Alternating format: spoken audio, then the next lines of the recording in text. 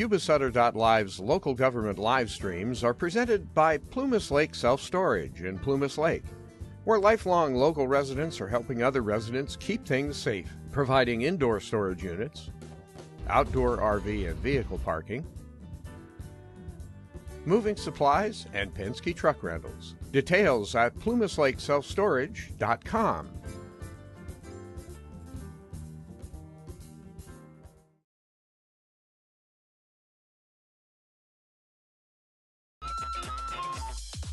Skip's Marysville Music Cafe, with lessons in person and personalized. Instruments including guitars and amps, horns, strings for instruments, and a myriad of music and sound equipment. Skip's Marysville Music Cafe.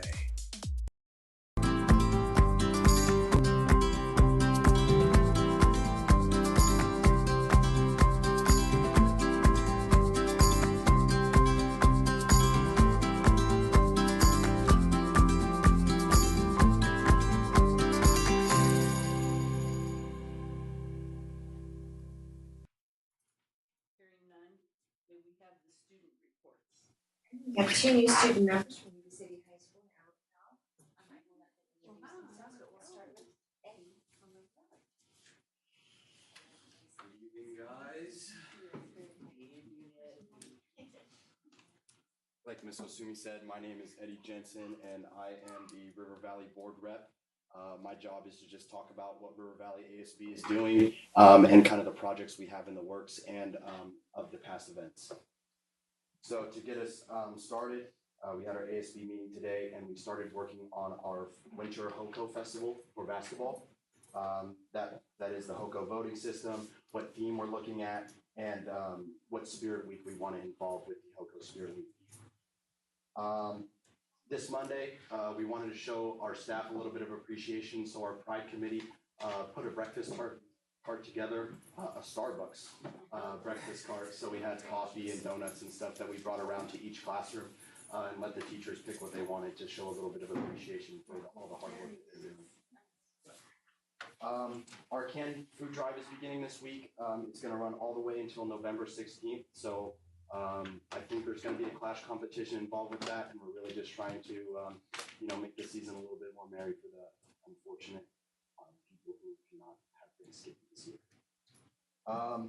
On a good note, we did have our 4.0 party last Wednesday. We had actually a lot of kids show up. We had over 260 kids attend this 4.0 party, so that means this last quarter, they did achieve a 4.0 or higher, so we rewarded them with some pizza, some cookies, and some lemonade to really celebrate all of their hard work through this tough semester. Until Wednesday, I know the board knows, but we do have WASC at our school. They're a organization that kind of makes sure and evaluates our school and to make sure that we're doing everything that we should be doing and providing kids with the proper education that we say we do. Like I said, they're going to be here till Wednesday supervising all the classrooms and all the children to make sure we're doing what we need to be doing. Last Friday, we did have our Grateful Rally, which is also our fall sports recognition rally. We had a big success. We had a sports slideshow and then finished it off with some games to get all of the different grades involved. We had the hamster ball, which was the school favorite, and that got a lot of cheers and everything like that. So we called that one a success. Another big thing that came was the ASB workshop. I know Ms. Osumi and some other board members were there to help celebrate that with us. It was a great success. Keith Hawkins did a great job, like he always does, promoting those good habits to the kids and promoting good leadership qualities to the leadership students to be. The kids were engaged, and I know I ran the communications etiquette committee. And so we taught them a little bit how to write letters and thank you notes. So they made their own thank you note to their teachers, and it was really great. Finally, my favorite part is we finished our fall festival last Friday. The students loved it. We had a variety of foods, and we had over 25 clubs participate, 26 if I'm correct, all hosting a different wide variety of foods and activities for all the kids to enjoy. and have a nice extended lunch after a long week of hard work. We did raise a lot of money, just some of the clubs off the top of our head. FFA managed to raise over $300. The Car Club managed to raise over $400. And the AAPI Club managed to raise over $800 over a 50-minute period. And yeah. So that is all I have from River Valley ASB, and I hope you guys have a great rest of your night.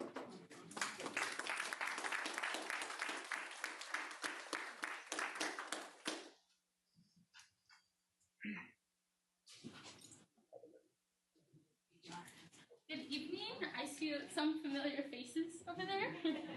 Okay, so I am representing Yuba-Sutter High School, and this is my first time doing this, so I'm nervous.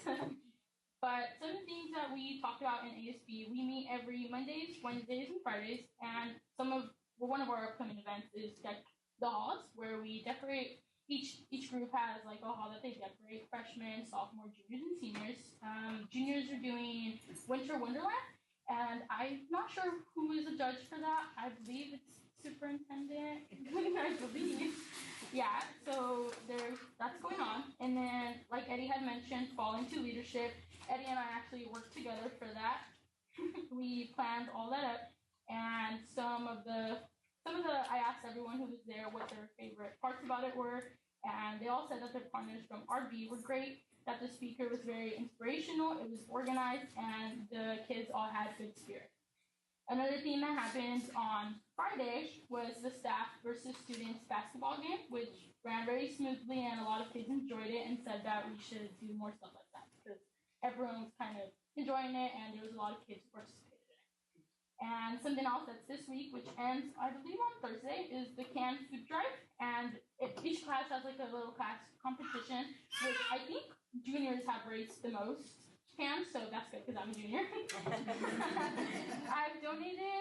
believe I have donated a lot too. I'm not sure how many, like off the top of my head, but I know I have donated some. And then for ASB, we have a lunch that's coming up. I believe it's just ASB, and everyone brings in stuff. It's kind of like a Thanksgiving dinner, sort of. And then for like some clubs, for Key Club, there's a Veterans Day Parade, which is happening on Friday at 7:30 at Marysville. I will be participating in that. That day, there's no school, but I will still be participating. And next week, on Saturday, there's another volunteer service opportunity, which is the Turkey Trot, which goes on from 7:30 a.m. to 12 p.m. at River Bend. And currently, that is all I have for you guys. Thank you.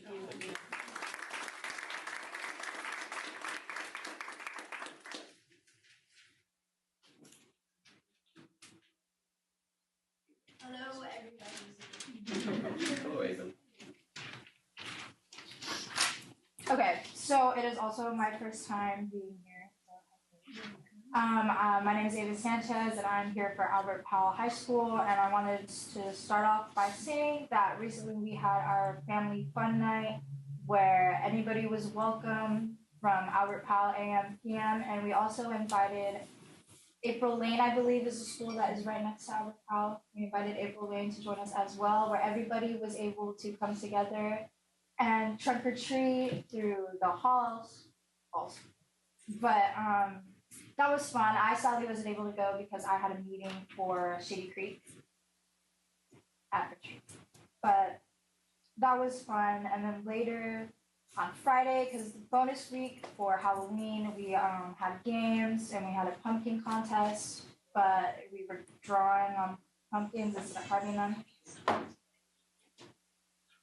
And then Spirit Week, everybody was involved. Winners got Starbucks gift cards, and we had a total of 5 winners. I don't know how much the cards were.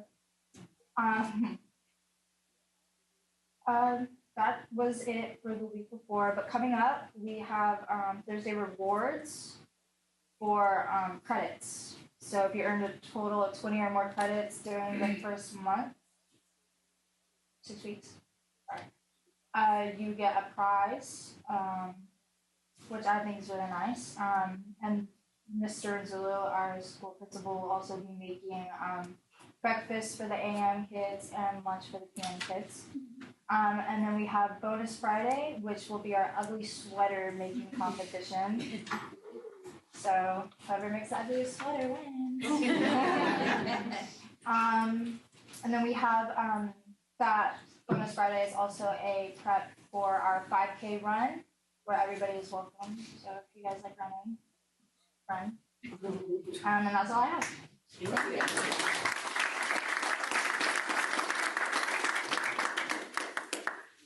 So the next item is one of our favorite parts, staff recognition.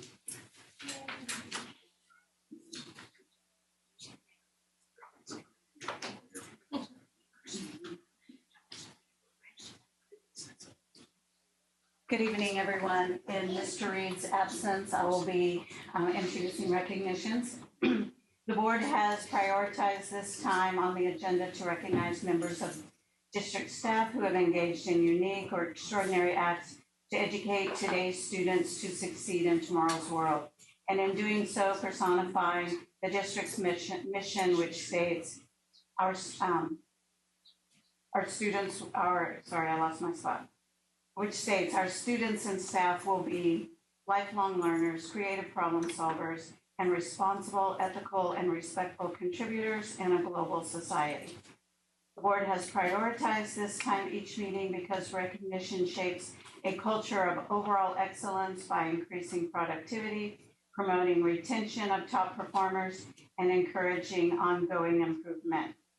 With that, I'd like to introduce our site and department managers who will present tonight's certificates of excellence. We have Victor Aguilera, the principal from Park Avenue Elementary, Melissa McIntyre, Bridge Street Elementary, and Liz Davitt, Director of Special Education. So who would like to go first?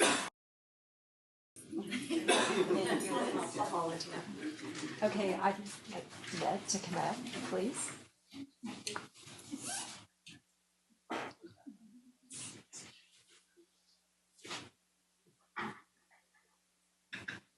Okay, it is with great pleasure that I introduce Danette Kennedy. She has been a paraeducator with us since August 20th, 2007. She started her career at Andrews Conferos, and that's where I first met Danette. And I don't know if you know this, but I was a new administrator over there, and I would go through the classroom, walk through. And it took me probably a month and a half to realize that Danette wasn't the teacher. She is amazing. And so she spent many years at AK, and she has recently moved over to Albert Powell, where she has jumped in and is doing a fantastic job.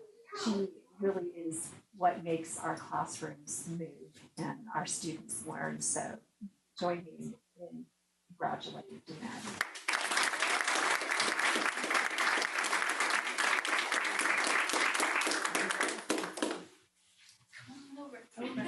Not you again. Okay. You can come in. Okay. So this is true. Thank you so much for all your hard work and dedication. Oh, look up. Thank you. Thank you. Try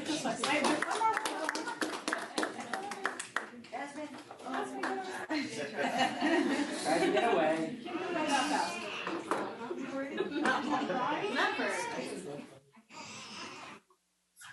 I'm trying to get you to jump.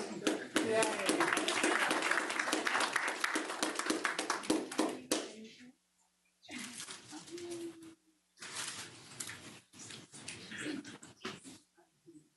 Hi, I'm Melissa McIntyre, and I get the privilege of recognizing our very own Kara Lemus from Bridge Street Elementary School. She is in her 10th year at Bridge Street in 4th grade. And when we got this email to look at the teachers that we were able to recognize, it was easy for our staff to nominate Kara Lemus as the one to receive this honor. She is an absolute ray of sunshine, not only for our students, but for our staff. She just is that beacon of energy, and she brings her bubbly personality with her wherever she goes, just encouraging students all the time in reaching their educational goals. She leads her 4th grade team as a lead teacher so that they as a team go back to support their students. She is an active member of our entire school site, just helping to encourage other staff members and create that feel of positivity across the campus as she leads our Sunshine Committee as well. And just it creates an environment, and we all know that that positive environment just goes so much directly back to our students and our environment for they get to grow and learn. She leads our student council for our students. She supports them in the spelling bee. I could just go on and on. She's an amazing staff member, and I am really honored as our staff is, and I'm so happy to have the showing that we have to recognize Carolinas this evening. So let's give her more round.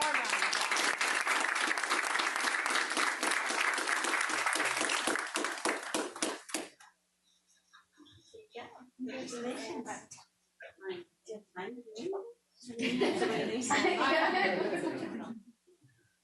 Great picture, thank you. Thank you. Congratulations. Thank you.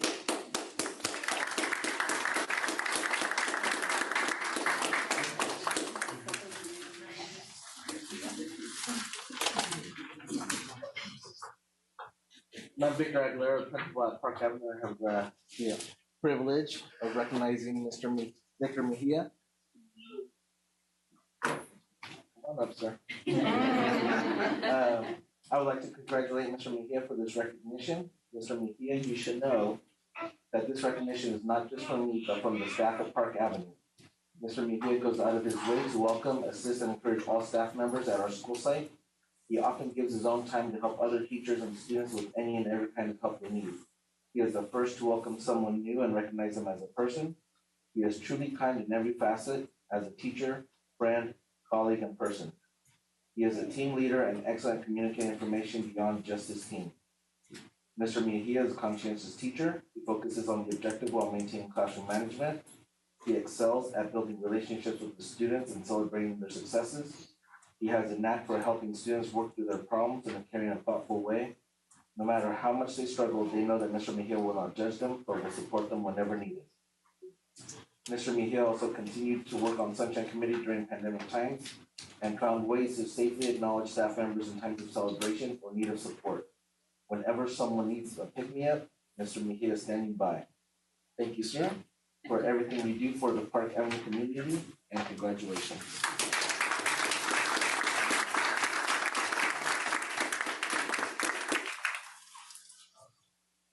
Thank you so much for everything you do. Stop it.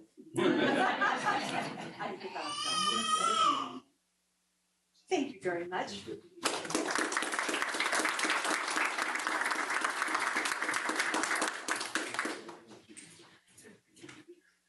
On behalf of the board, we would like to thank all of you that were recognized tonight for your continued service to this district. In case you don't know, without you, there is no success in this district, and you are as important as anyone else, and thank you very much. The next item on the agenda are comments from the public on items not on the agenda, Madam Clerk. We have two. Items not appearing on the agenda, notice to the public. The Brown Act, specifically Government Code Section 54954.2, provides that no action or discussion shall be taken on any item unless it is adequately described in a timely posted agenda. Accordingly, though the public may comment on matters within the board's jurisdiction that do not appear on the agenda, the board cannot respond to such comments without running the risk of deliberating or initiating discussion on topics not properly before the board. Given the prohibition set forth in the Brown Act and the risk associated with responding to public comments, the board does not respond to the community's questions or comments. The board will respect the rights of the public to express their viewpoints on matters within the board's jurisdiction. However, comments that are defamatory or that violate the privacy rights of any students or individuals may not be protected by law. The board shall not permit any disturbance or willful interruption of board meetings. Thank you. Cindy Storman.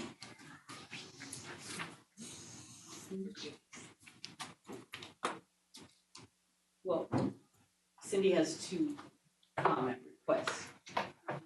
I'm gonna start with the one that are comments from Judy Jensen. Okay. And Judy is a foster parent in our district, and she's actually put a large number of students through the Yuba-City Unified. I believe it's 20 years now. She's been a foster parent in our district with kids going to Yuba-City Unified, and in particular YCIA. She has a really tough time coming to these meetings because she has to find coverage for the kids. And some of the kids that she's got are very high needs, and so finding coverage is difficult. She's asked me to share some of what's her experience as far as what's going on at YCIA. It's going to be a little bit jumbled. I was unable to get it in one document. So she has stated that she has received some help from Jen Cates with regard to some of the things that she's struggling with for her kids, although not all of them. They still are not allowed to use books. They're still having to use just the Chromebooks. They didn't have enough books at the beginning of the year, and at that point, Judy was having to print out her own curriculum for her foster kids and having to pay for it. That has been corrected, although now they're just having the K through 5, I believe it is, teacher do it for her, even though these materials are available. They're locked up in the storage closet at Central Gaither, and the K through 5 teacher at YCI isn't able to get them. Instead, she's printing more every day for the students that are, I think it's a high school teacher as well, it's printing more curriculum stuff for the students who are allowed to use books. Although it's very, there's no straightforward rule. We haven't been told why is it some kids, even when you ask, aren't allowed to use books and some are.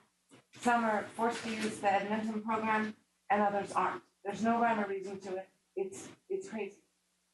Okay, sorry. Back to Judy's comments. We didn't have enough books at the beginning of the year. You still have no idea what you've missed using the Edmonton program. So you don't know what to look for so that you can actually learn it. After each guided notes, you get 5 questions, and you have to get 4 right. What can you learn from that? You never know what you've missed, so you have to stay where you're at in the program until you pass the 5-question test. The teachers also have to open the test for you. They have to unlock it for you each time. So you can imagine the K-5 teacher who's teaching 6 grades right now by herself, and all the students that don't pass at the end of each guided notes section on the campus. It's really awful.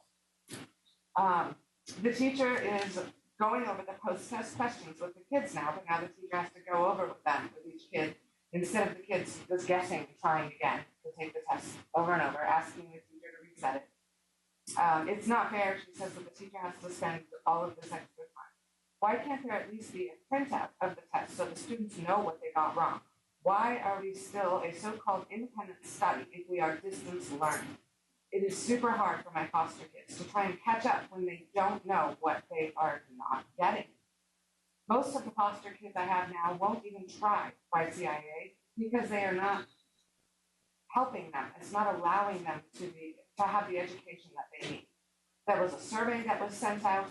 It was based on in-person school. How do you like your teacher? How do you feel safe in school, etc. It wasn't tailored for YCIA, and it was a joke. So ultimately, her kids did not do it. I want to get to her most important points before I'm not going to all the time. Okay, we reset it for my comments. Yeah. I'm gonna go ahead and keep going to Judy's, and mine actually feed into Judy's. This I would like to pass around before I start, just for each of y'all to look at. This is the progress reports I finally received yesterday. And it's not my mail carrier's fault. It was postmarked November 4th. We've got, 5 school weeks left of the semester? Just got these. And on top of that, it's missing, missing a class. Doesn't even have the art class that they say the art teacher is teaching for the other school, the other high school's art teacher is teaching the YCIA kids. Doesn't even have that class. But it also, as you can see, has no grades and no credits.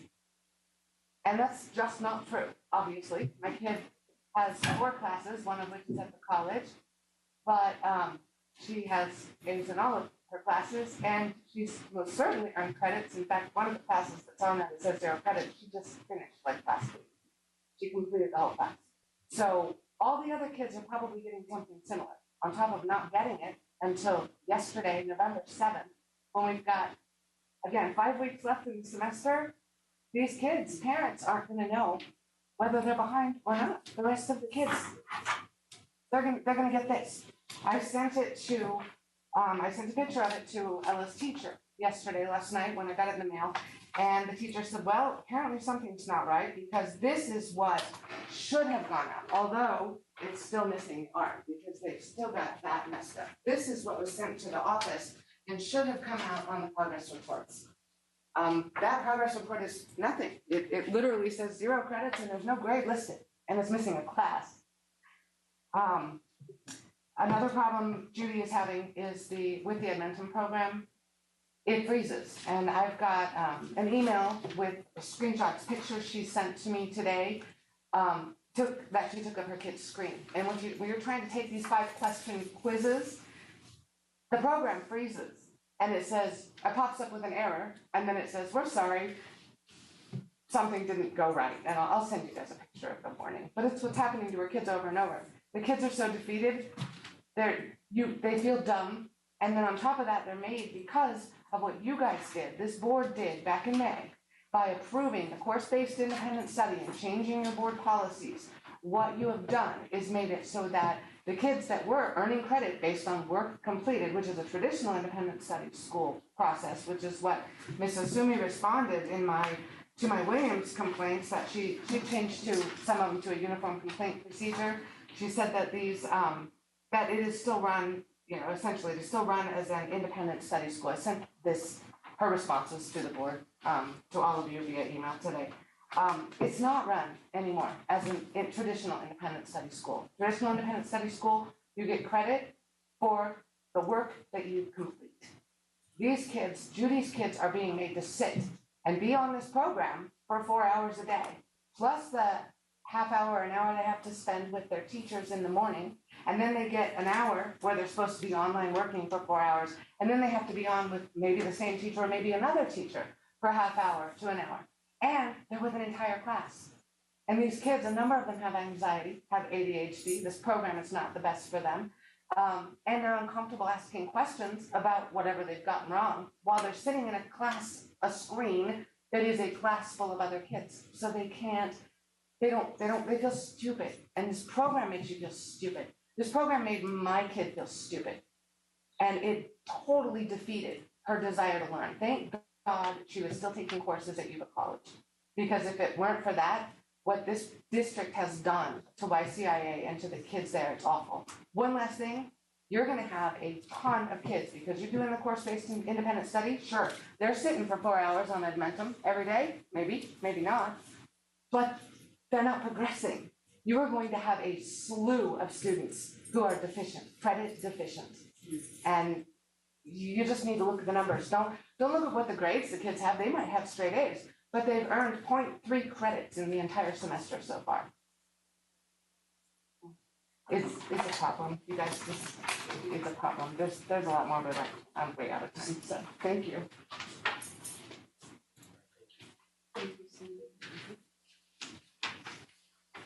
Sam, would it be possible?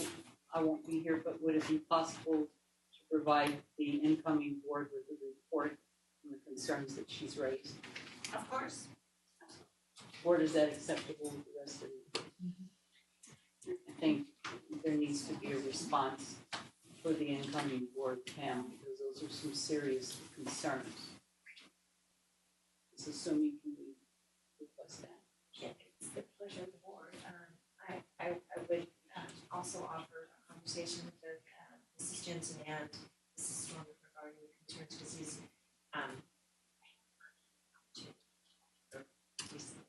or Mrs. Jensen. We do both. Like I said, I don't want to speak for the incoming board, so if you don't agree that that's necessary. It's very necessary. Okay. Is it possible, whenever you can have answers to maybe in a writing message, if that's possible? Clarification, if there's anything. Yes. Thank you. Yes. Thank you, Cindy. The next item is the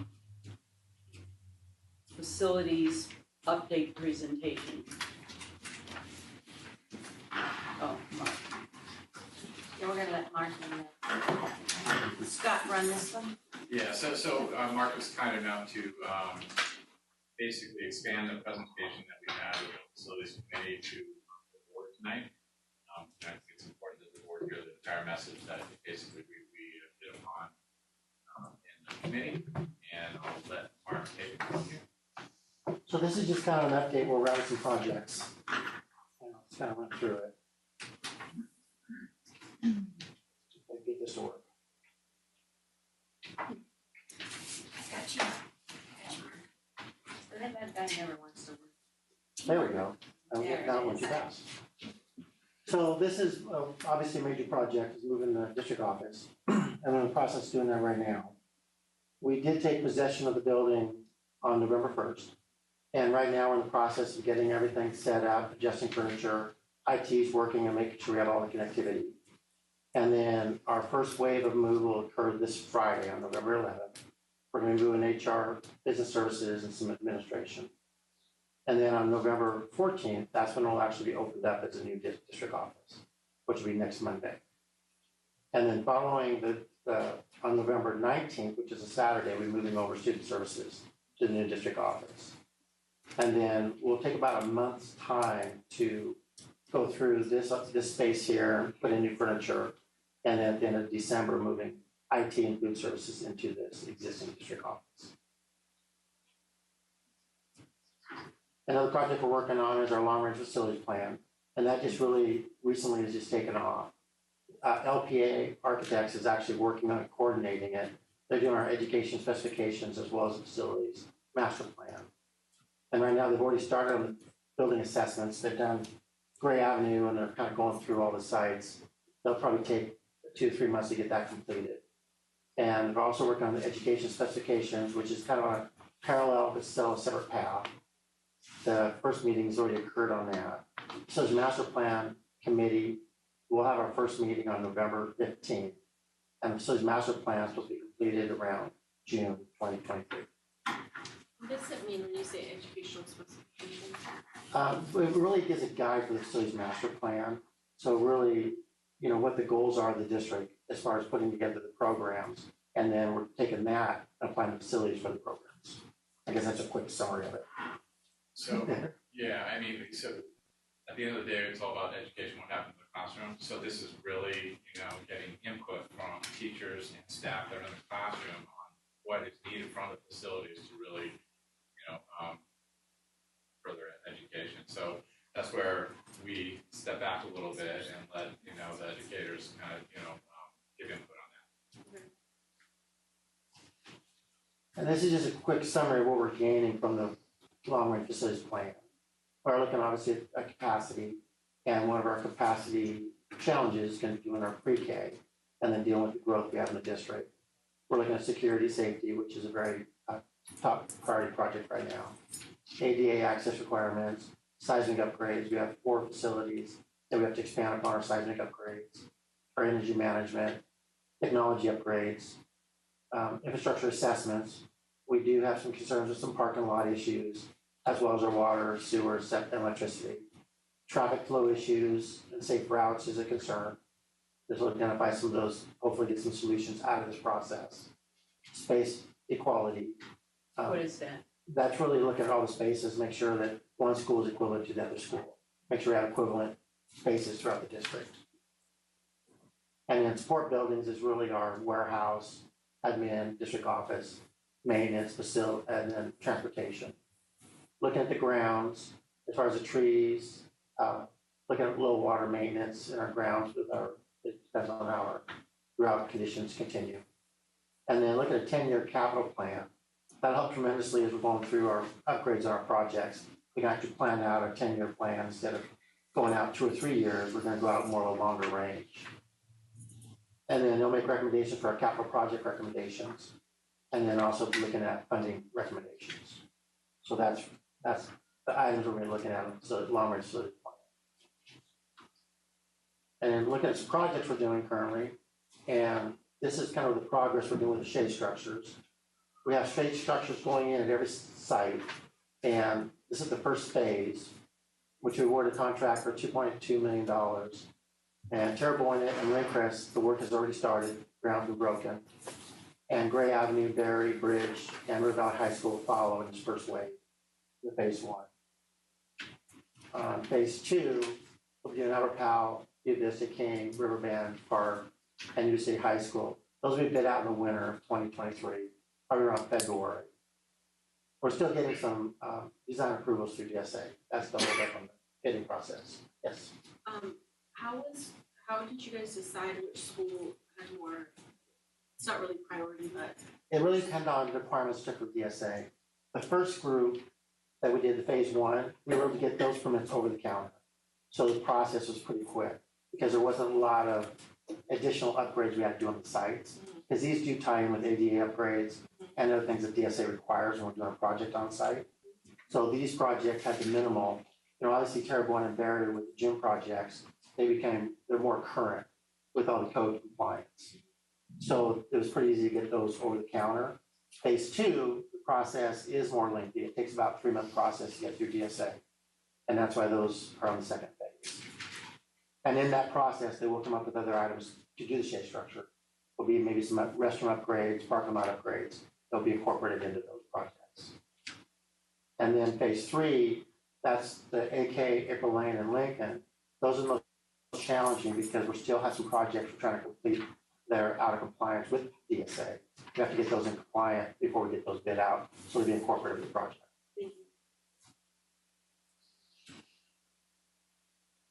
And then playground structures, we're doing 10 sites, and that has already started as well. That started actually this week, and we started over at AK. And phasing of the playground structures, we'll be doing the first 5 is AK Lincoln, Bridge Street, April Lane, and then King. And then this last summer, we completed a couple roofing projects. We did Yuba City High School, which was the ag building, and we also did the district office here. A lot of problems historically here, so we did put a new roof system on this building.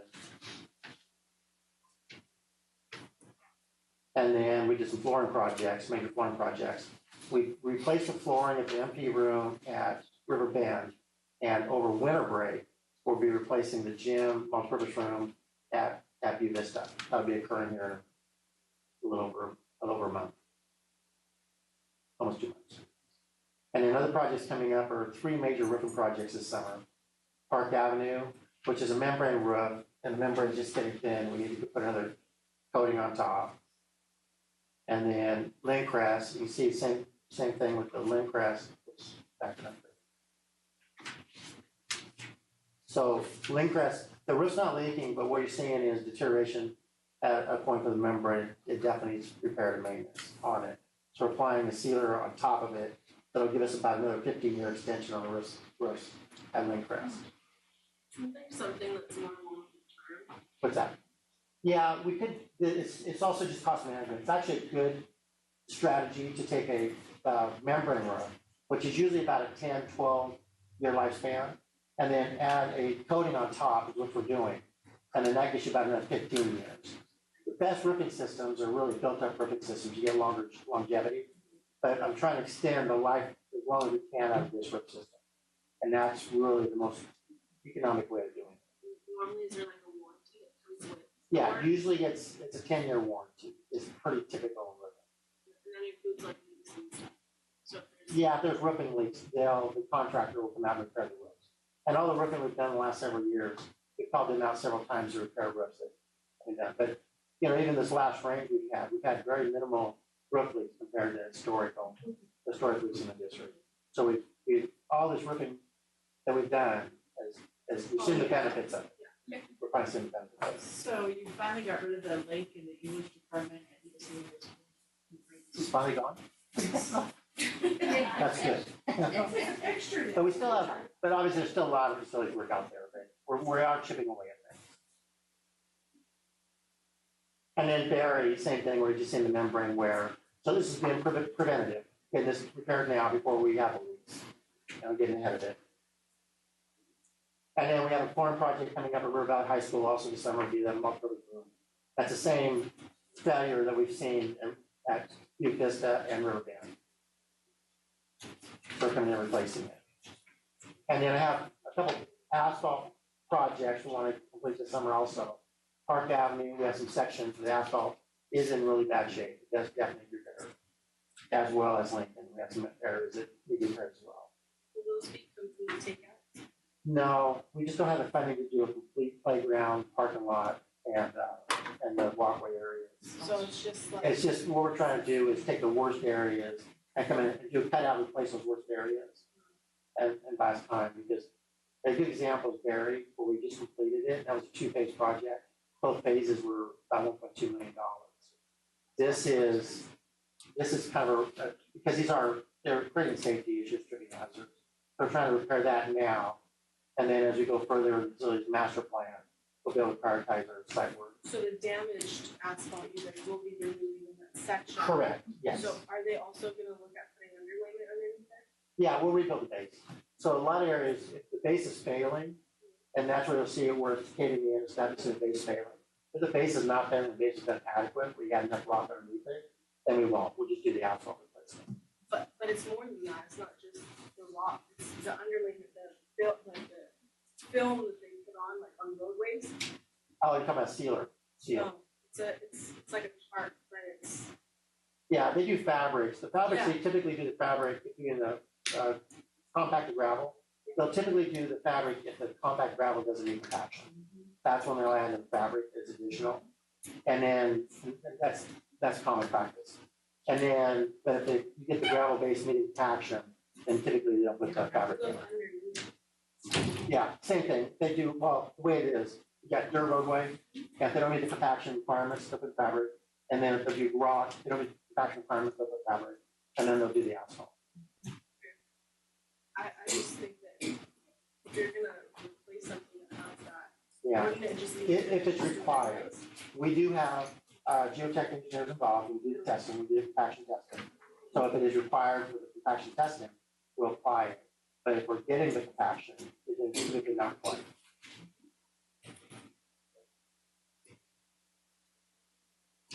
And then these are the restroom conditions right now, Lincoln and AK, which are horrible. They've actually been closed. So we're looking at replacing those buildings. The building there on the left side is actually what we did at the bridge a few years ago. So we're looking at replacing that's to add a similar building at AK and Lincoln, because those two buildings right now are closed because they're too damaged to repair. So we're at a point where we need to replace them. And those are the bigger projects that we'll be starting this summer. Should we maybe move that up? I mean, that looks bad. Well, we're already moving as fast as we can go. It is bad, but the bathrooms are closed. And this is the same thing. We have to go through DSA, got to get permitting. We got to get out to bid. So the process, unfortunately, we're going to be into summer before we get the projects going.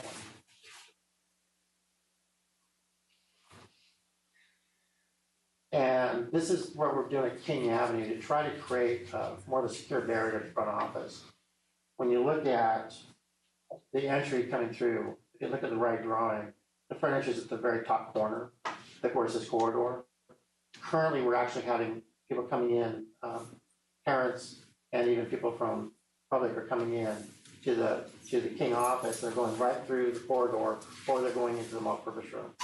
We're proposing to put in 2 doors in the corridor that will actually prevent that from happening, lock those down. And then going into April Lane, I think we've talked about this before. Right now, you just come in the front door and go directly in the multi-purpose room. The 2 doors there on the right picture is actually on the side of the building. And we're looking at going through those 2 doors and actually creating going in to receptionist, going back out, very similar to Terrabuena.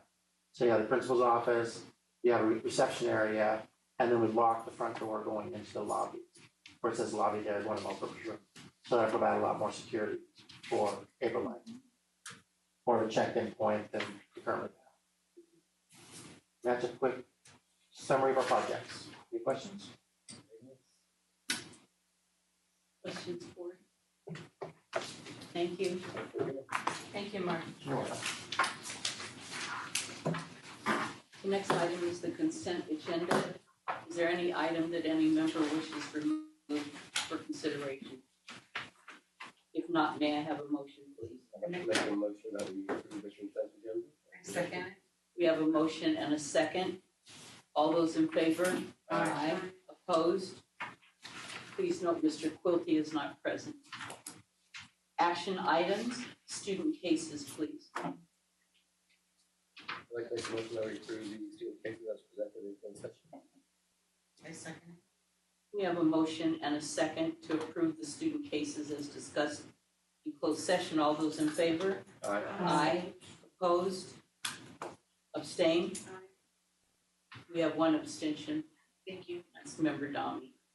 13B, arts, music, and instructional materials, discretionary block grant.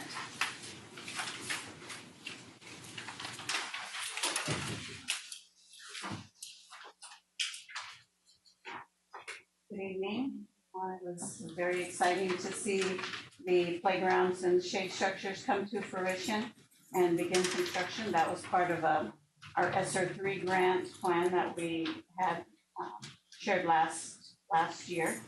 Now we have the arts, music, instructional materials discretionary block grant. Are you gonna advance for me, Nikki? Thank you. Okay, the total funding for this grant is $6.8 million. It was based on ADA, not specifically enrollment, but if you take the entire year's ADA from 21-22, we had about 10,300 students. It's about 1,000 less than our total enrollment for that year, but it only counts for ADA. You multiply that by 666 students, and that's how you, $666 per student, and that is how you determine your funding. And that is the determination for every school district in the state. There are two allocations. The first allocation being provided for this month. So we'll get half the money this month and the other half in May. And we will need to expend or encumber all of these funds no later than the school year for 25-26. Okay, the recommended areas for expenditure based on CDE's recommendations are around professional development across the content areas. And it doesn't have to just be arts and music, it is across all content areas. And professional development, instructional materials for improving school climate. Multicultural literature added to our school libraries. And then any and all operational costs are also acceptable for these grant funds. And then anything related to COVID-19. All of those are available, and that is why they call it discretionary. The legislation provides that we can use this allotment for any of the purposes for the 5 suggested areas, but also others, including any operational costs. Okay, currently the district's planned expenditures would be supplemental music and arts materials, anything related to the arts. That was the original intent of this grant, and then it did, as it moved through legislation, it opened up to many other items and areas, but we do plan to support our music and arts departments. We are looking on at some additional instructional materials for our arts teachers. They have requested some things. And then in addition to just taking a look at all of our programs within music, as there are many, and seeing what is needed there. Last year, because we had extra funds, we did spend over $200,000 just adding to all of our instruments and making sure we had not just enough, but new instruments where some of them were kind of dilapidated and falling apart. So we made sure we had improved all of that.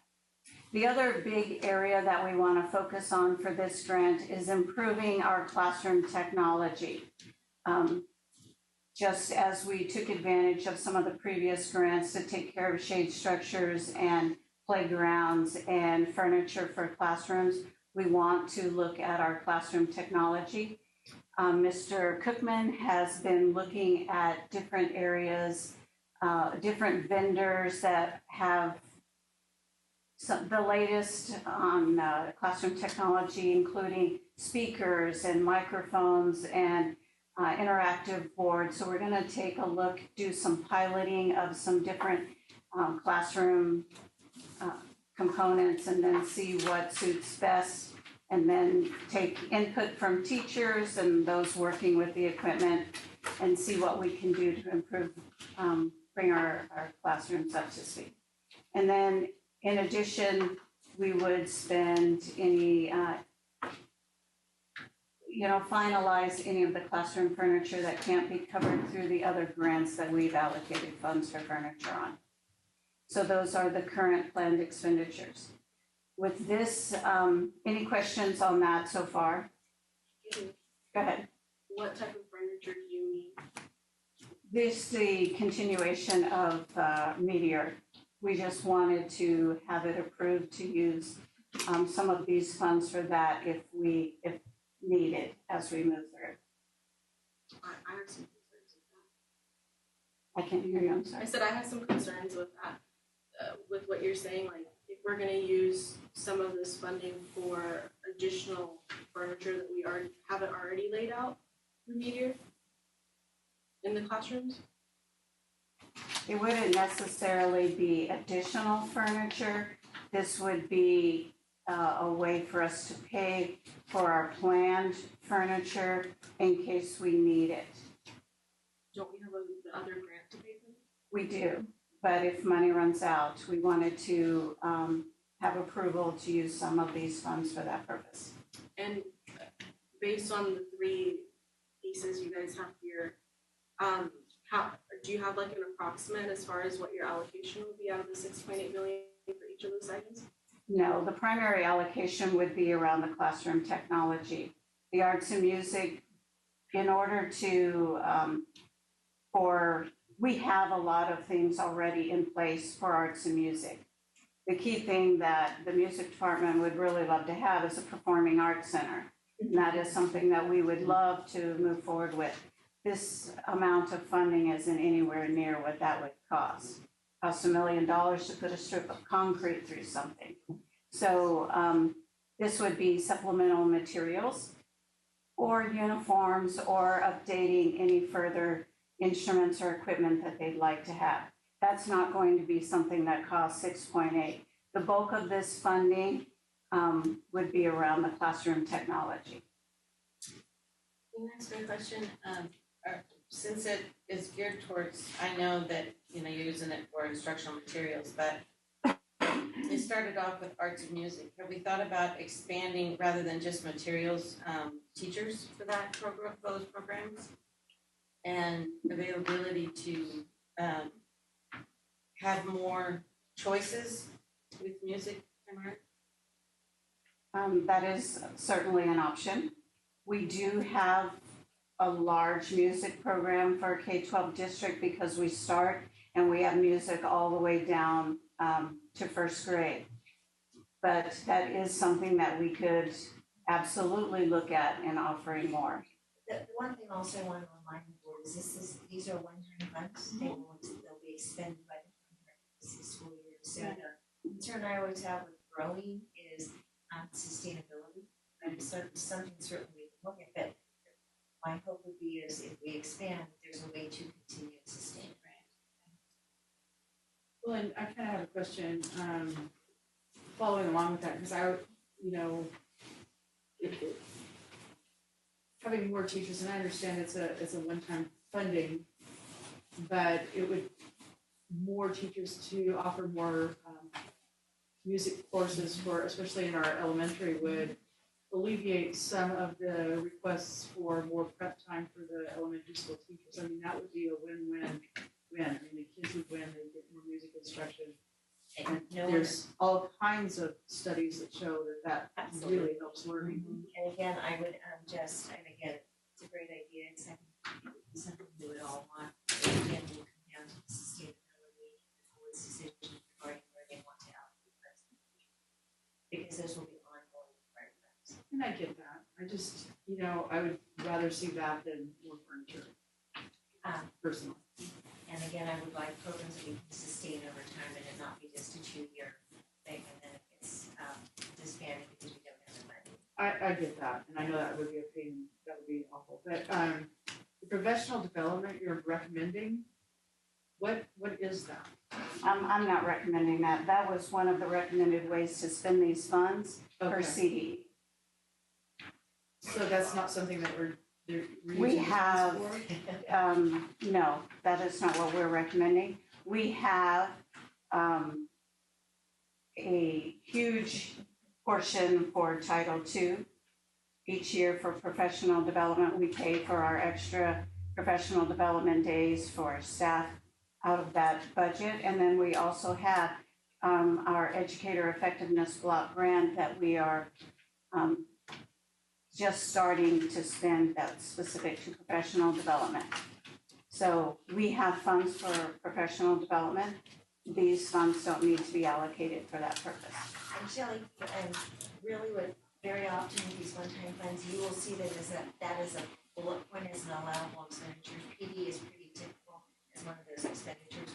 But currently we do have a pretty healthy PD grant right now. I just wondered because of, I didn't know if that meant professional development for the classroom teacher in instructing music and art, or what, if that was specific to wide open. that. It's across, this is something that could be used across all content areas. And then when it says that you could also spend it for multicultural literature, is that room for our school libraries? We could purchase books for our school libraries, absolutely, but we also have other funds that we could use for that purpose too. I have another question. When we're looking at the planned expenditures, what type of input have we gotten so far, or are we planning to get before we spend? Well, it's specifically for improving the classroom technology. That is something that we would be seeking input. We're going to take a look at some options that are available, pilot a few things, take input before we make final decisions on this. My concern around the technology piece is one I feel like we have. I think it's a board priority as well with regards to technology. It is. We purchased one-to-one devices. We spent over $100,000 on chargers and things like that. So, and I know during the pandemic there was talk about having iPads in classrooms and utilizing that. I haven't heard that being utilized, so I'm a little hesitant to put majority of the money there without first seeking the arts and the music to come in and say what their wants are, making sure that we meet their needs first. So I just kind of feel like this is the priority is the tech part. Kind of feel like it's, I don't know. Personally, I think technology is a good place to put this money, because it does actually benefit a lot of writing people, writing skills actually. And really, that's where they're going to live in. They're going to live in tech when they go out to the real world. And this is actually classroom technology. So it's not people technology, right? Right. This is more about classroom. Look, you're welcome to offer your views. Well, and I think part of the income classroom technology was because Director Coogan is having staff go out to look at the age of the technology. And that's one of the concerns is that we did a great job getting 31 devices, but some of the technology the teachers are using is starting to fail. So we do need to update that. Not all sites, but some sites have more up-to-date furniture, but we need technology, but we do have some sites where the technology is pretty outdated. I think really technology should also include the software and stuff. We just heard how the printouts we're sending out are accurate. I mean that's all technology too, right? Right, and that's all classroom technology. That kind of helps teachers to get out information and stuff. We obviously lack a lot of that. The technology for technology's sake is No, not necessarily helpful. I would agree with that. When you get a smart board put in a classroom, but there's no professional development on how to use it, it becomes a great moving tool. I totally agree with that.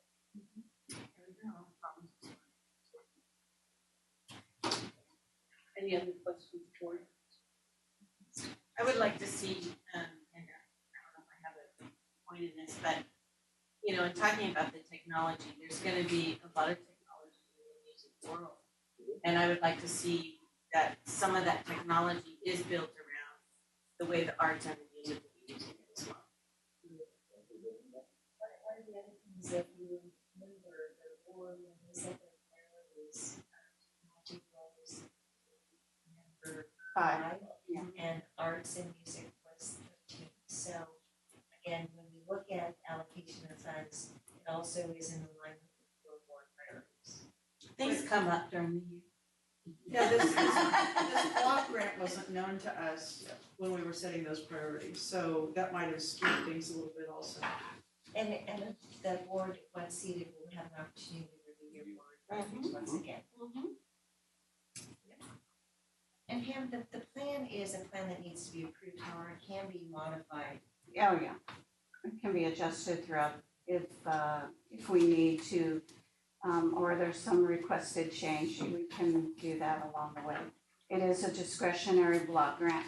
It's called Arts Music because that's how it got generated, the beginnings of the grant, but in the end, they put the word discretionary in there because it can be used across the board. So you can use it other ways. Right. And before, when this grant first came out, it was when districts really were struggling to fund arts and music, and so it was a way, and it was not this amount, it was never enough to really help support the music and arts, so it's a misnomer. When it came back out, it said, where's the whole thing about art and music, and it became very discretionary. Is there a plan to include more stakeholder, I guess, input on what they would like when it comes to the arts and music? Yes, we already are meeting with the content area teams on what is needed. What they would like to see, and more than anything, it's a performing arts center. It would be nice though. It would, for the whole community. Would most of this funding be spent towards specific grade level areas, or is it? Around the technology, it would definitely start at high school and middle school, and then move down to the lower grades as needed.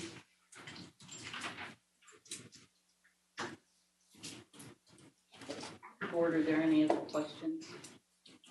If not, we need a motion to approve the block grant, correct? Yes, please. I'd like to make a motion that we approve the block grant as presented. Do we have a second? I'll second it. Do we have a motion and a second to approve the block grant? All those in favor? Aye. Opposed? Mr. Quilty is absent. Are there any thank you, Pam, item 14, are there any board reports and information?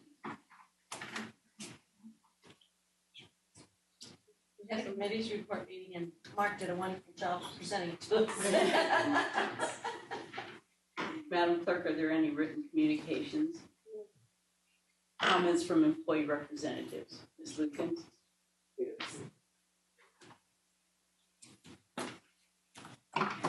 Good evening, board members, members of the public, and anybody out there. I'm Dina Lukens, President of the Institute Teachers Association. Thank you for the opportunity to address you tonight. A couple of things I'd like to address. The opportunities for teachers to be involved and for you to gather the input of teachers who are going to implement anything you're going to do in the classrooms is critical to the success of that implementation. I listened tonight as you talked about your master's facilities plan. We were invited to that and will be in attendance at those meetings. And then during that presentation, it was addressed that you'd be gathering input from teachers on the ed specs for classrooms. I urge you to look carefully at how that data is gathered, how we ask teachers questions, and how carefully we listen. It's critical to do that. That input was part of also the furniture pilot. I urge you to visit those classroom those classrooms with flexible seating. Flexible seating can be very successful for students, can be used in a way to address their unique needs. But it is not a one size fits all, and sometimes might leave us with students who, because of lack of choice, aren't sitting in the seat that best accommodates their needs. So it might be that flexible seating was more about having those flexible seats available when you identify that a student needs that flexible seating. For example, the high tops might not work out best for some teachers' teaching styles, or not every kid sitting in a rocker if they don't want to be in a rocker, if the rocker doesn't serve their need, but because there's 26 of them and there's 26 chairs and 4 of you gotta sit in a rocker, so you're in a rocker whether it serves your educational needs or not. Just careful consideration of all those items, and true flexible seating means we accommodate students by picking the very best seat for them. So there's just careful things that go into that furniture, and as the furniture continues to get purchased, you'll have the opportunity to tailor it to the needs as we continue to listen to teachers who implement the furniture in their classrooms. IT, appreciate this emphasis on tech. But listening again to the people who are going to implement it is critical. Somebody did mention the iPads. Nobody asked us how we were going to use an iPad or gave us any training on how an iPad was going to be useful in our teaching. So many of us have iPads sitting on a shelf somewhere that when I look at the price of iPads, I go, ooh, that was an expensive proposition. And then I got to put in some little iPad pencils. Some of us got the docere training and might be using it. But again, we got to really ask and then really make sure we support teachers to use the tech if we want that spending to be effective. And that requires PD and training. And a lot of that PD and training can happen on any one of those PD times. There's a lot that goes in supporting our tech. But here's the other really big challenge in tech, is once you get really good at it and love using it, it becomes essential. And then when it's not working, it's like, uh-oh, I got a pump. Now, what am I gonna do? Because my laptop's not even turning on. So I can't put a tech ticket in because I can't turn my laptop on. It's been sitting there for 15 minutes with the Lenovo sign. What am I going to do? So what am I going to do? I take my laptop and I run over to the tech room. I understand now that that might not be possible. I've heard from a couple of sites that they've been told that their techs will be moving here instead of at their site. Right now, I can tell you from my experience at YC, we have amazing techs. You just put in a tech ticket and they're there in 10 minutes. I'm like, thank goodness I can teach again because of my smart board and will talk to my laptop now, yay! Because when it doesn't, you're like, okay, I'm good at this. I've got a lot of things in my bag of tricks I can punt. It's just not the best thing to do. So I love it when my tech shows up and in 10 minutes I'm back up and running. If those techs are moved to the district office and not on our sites, that could be problematic. I don't know if this is really happening, but I've heard from some folks that their techs are telling them they're going to the DO and they won't be on their sites. Hope that's not true. I hope somebody asked us if that was a good idea and how helpful are our techs. Because I got to tell you, I don't use it that often, but when I do, it's critical. And then finally, I'd like to highlight a couple of other items. Today, I'd like to highlight for you PIP, the Preschool Intervention Program. Early intervention is critical to the success of our students. They're struggling. They're struggling in ways that none of us anticipated them struggling. I wouldn't have thought the preschool students were struggling because they weren't out of school during COVID, but apparently, I guess maybe all the family challenges and the life challenges that came upon us during COVID have had their effect through the full range of our students. Our PIP program does an amazing job to try and address those needs. I can tell you that I know from personal experience with my nephew that it was early intervention. It was a mom who made sure to keep advocating to get services for her son that made the difference for him to be successful and now a student finishing at San Marcos. It's critical, that early intervention. So our PIP program does that, but they're working really hard. They need a lot of support. They've got a lot more students. They've got a lot higher needs. They engage in the initial assessments. They do direct services. They do direct services all over our county. I wasn't aware of that until recently. In addition to that, we have 2 PIP classrooms. Well, they're co-taught classrooms in our preschool program at Barry and the Bernard Street Center. Our PIP program is critical to early intervention for our students. Another early intervention to our students that's critical is our TK. We now have transitional kindergarten at all of our schools in the district. This is a great opportunity for us to get kids in the classroom earlier, but it's also to remember that they're still little kids and not push too hard. But our TK teachers and our kindergarten teachers sought out support from the superintendent and others. Our kids are not okay. We've got some highly disruptive, even violent students. Listening to TK and K teachers tell you about bruises on their shins from students is truly disturbing. Or to one of them tell you about the PTSD of when she returns back to the school site she left this year, that she still has a physical reaction. We've got to address the needs. Now, I know it's not easy. I know it's a big challenge. I know it's probably going to take more personnel, and personnel are expensive. But we've got to address these needs because our kids need us. So that leads me to the next piece of recent survey of teachers this summer reported in EdSource on the September 27th edition, talked about the reports of teachers who report stressful and exhausting job conditions that have changed for the worst. They talked about the challenges of student apathy, student discipline and behavioral problems that are more so than they've ever been before. They talk about how are we going to retain teachers and keep teachers in the classroom, because the reports are that teachers are leaving the profession in higher numbers than before, and it's getting harder and harder to encourage folks to get into the profession. 2 of the things they addressed were strengthening discipline for disruptive behaviors and supporting unengaged and apathetic students, and raising pay. We need to pay a professional wage that recognizes the extensive training of classroom teachers, their expertise, and the new and growing demands and stress of this exhausting profession. And finally, I'd like to address the arts and music and this board's interest in increasing staffing. I understand one-time money. I understand that one-time money is only here for a little while. But while it's here, our kids are here. And if expanding the arts and music program to deliver more classroom music serves the needs of our kids today and serves the needs of teachers today to have more prep time to do better, be able to do more with our kids, it's the right thing to do today. And I've always said in raising my kids and living my life and figuring out how to make it all work is we'll figure it out, because tomorrow's another day and there seems to be money that keeps coming along. Let's make the right decisions and let's not be held back by the idea that, well, maybe we can't sustain it. Well, maybe we can. I'd like us to engage in that kind of optimism to do the right thing now instead of saying, well, the money's only here for now, so we got to spend it on these things. And finally, I'd like to encourage the district to look at, let's find those great PD out there. Let's find some PD for March where we can really talk about how we're going to engage our students. They need us, and they're still not okay, and we got lots of work to do.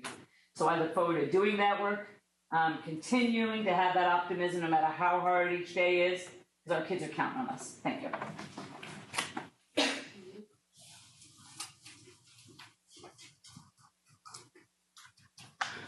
Good evening, board, staff, public who's out there, public, never public here.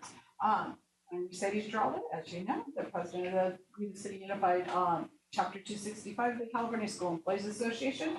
I represent all of our classified employees.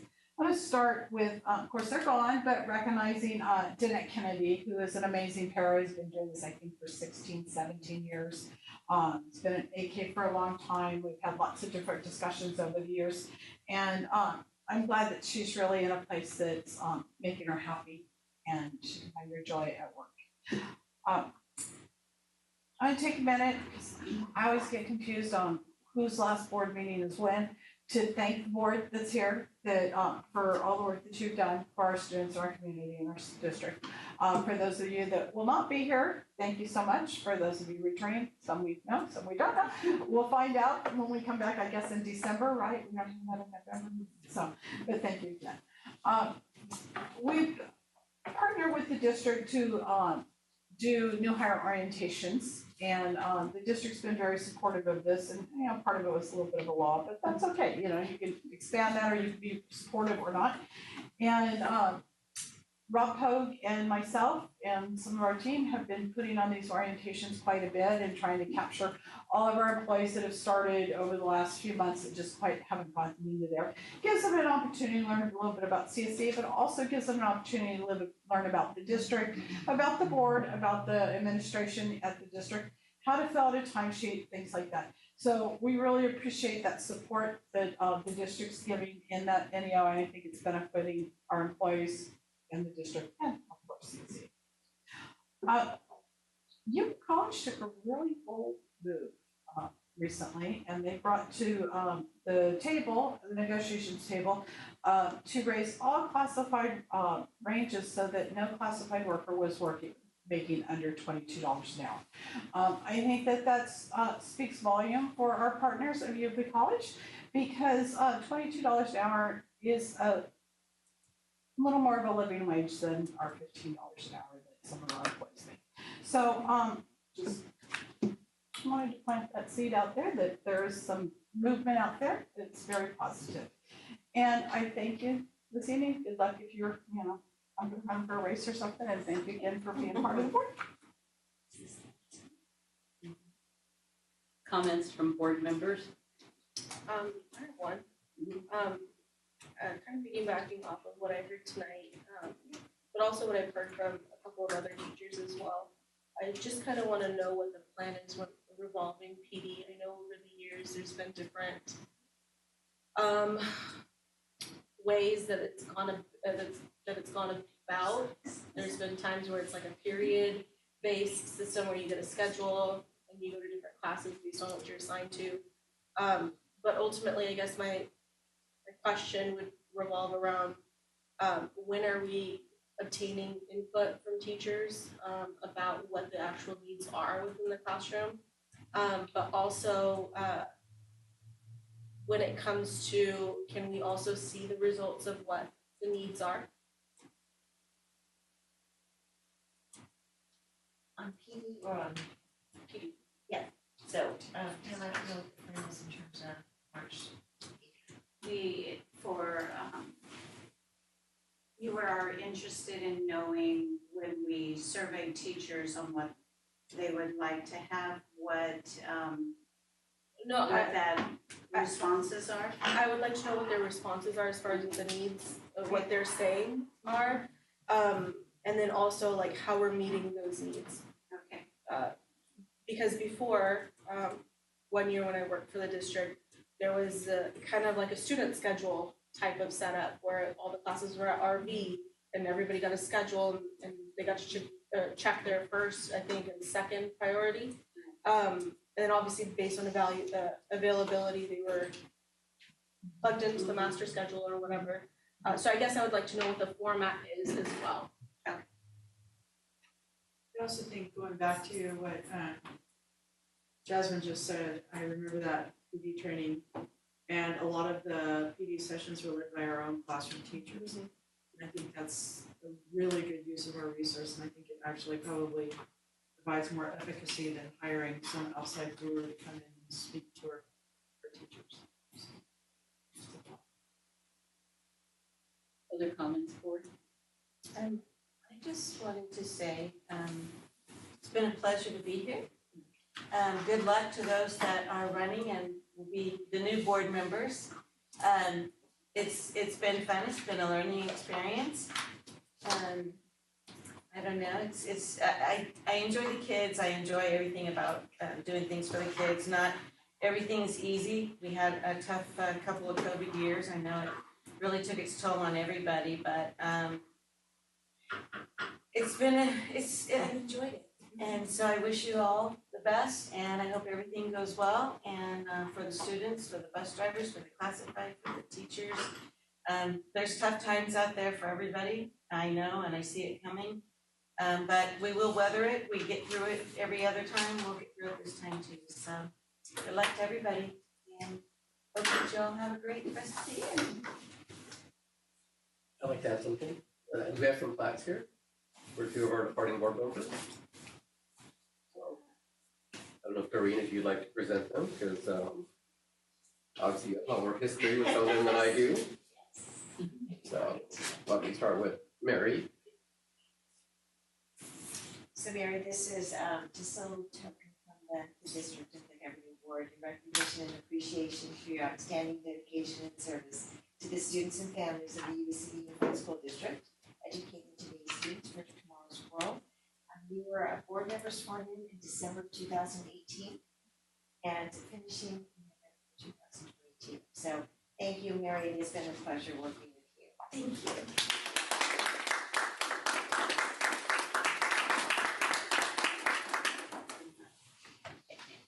And then our next one, before I give this to Doreen here, I just want to say, Netta, you've been a truly just like a monumental presence here for so long. It's not every kid's graduation of mine, you were there. So you have been amazing. Thank you. I'll let Doreen add to that. So, Annette, it's in recognition and appreciation for your outstanding dedication and service to the students and families of Yuba-Sutter Unified. We couldn't put the years, but you've been here for 24 years of your life, and you've devoted it and been a champion for the students and families and the staff in this district, and have been a mentor to me. So thank you. And I know that both Mary and Lynette have already offered their time to continue to support the district. So thank you. And I know you've been in education for 52 years. For a very long time. So I know this is your heart and passion. So thank you from the district and the board and staff. Thank you.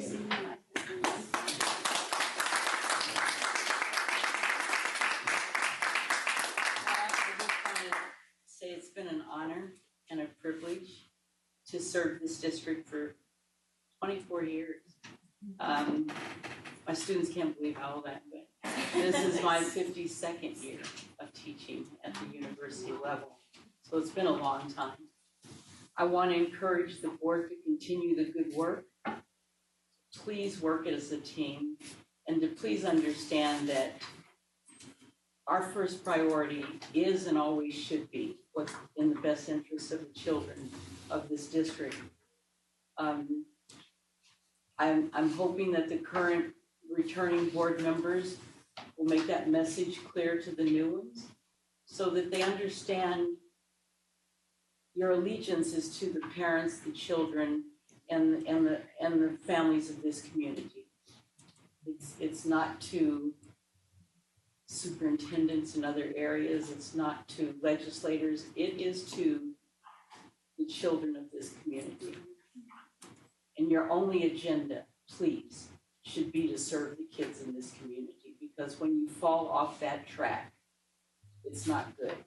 It's not good for the teachers, it's not good for anybody. And I've been here a very long time, and I've seen how a divided board is not good for the people in this community. You have a public out there that wants to see you do your best. I encourage you to do that, because they will watch and they will critique you and they will let you know. So let's make all of our successes front page news and not back page news. It's been my pleasure to serve this community and all of you, and thank you very much for indulging a cranky old lady.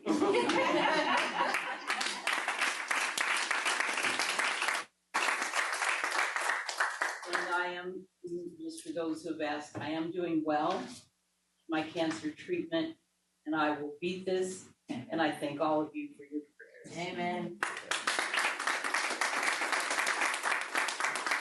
The next board meeting is, superintendent, I'm sorry. It's okay. Just a couple things there. You have been invited to the Aven Thanksgiving celebration to help serve on November 18th. So if you are able to attend, they would love to have you. Also, we have the government liaison meeting on November 10th at 3 o'clock.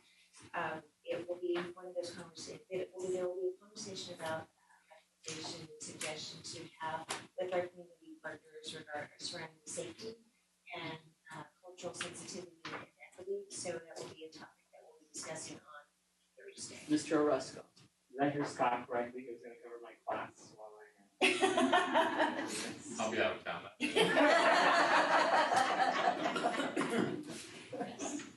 Hopefully all of you, well, most of us will be able to attend. It's on the 8th, pardon? It's very fun. It's on the 18th and we get to serve the little ones. The next board meeting is November 3rd. December. Oh, yes, December 13th. May I have a motion to adjourn? I make a motion. I'll second that. We have a motion and a second. All those in favor? Aye. Meeting is adjourned. Yuba-Sutter.live's local government live streams are presented by Plumas Lake Self-Storage in Plumas Lake, where lifelong local residents are helping other residents keep things safe, providing indoor storage units, outdoor RV and vehicle parking,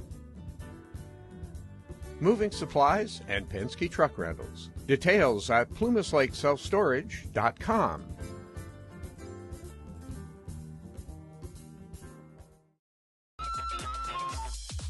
Skip's Marysville Music Cafe, with lessons, in person and personalized. Instruments including guitars and amps, horns, strings for instruments, and a myriad of music and sound equipment. Skip's Marysville Music Cafe.